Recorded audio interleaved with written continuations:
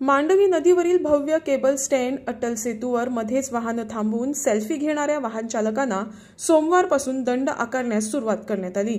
या पुलावर लवकरच सीसीटीव्ही कॅमेरे बसवण्यात येणार आहे।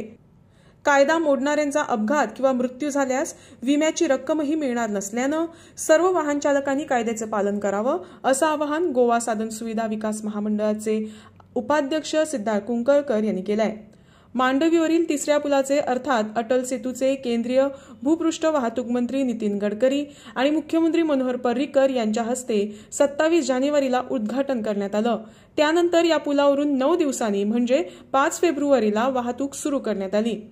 या पुलावर दुचाकी नेण्यास आणि मध्ये कुठेही वाहन थांबवण्यास मनाई असतानाही उद्घाटनाच्या दिवसापासून अनेक वाहन चालक पुलाच्या एका बाजूला रांगेत वाहनं उभी करून कुटुंबियांसमवेत फोटो सेशन करताना आढळून आलेत। या पुलावर 50 किलोमीटर वेग मर्यादा असली तरी 60 ते 70 किलोमीटर प्रति तास वेगानं वाहनं जात असल्यानं अपघाताचा धोका संभावत आहे।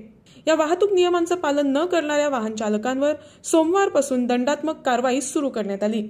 याशिवाय या पुलावरून महामार्ग गस्त आणि नियंत्रण कक्षाच्या पोलीस वाहनांद्वारे गस्त सुरू झाली असून चुकार वाहन चालकांना दंड भरावा लागत असल्याचे वाहतूक उपअधीक्षक धर्मेश आंगले यांनी सांगितलं।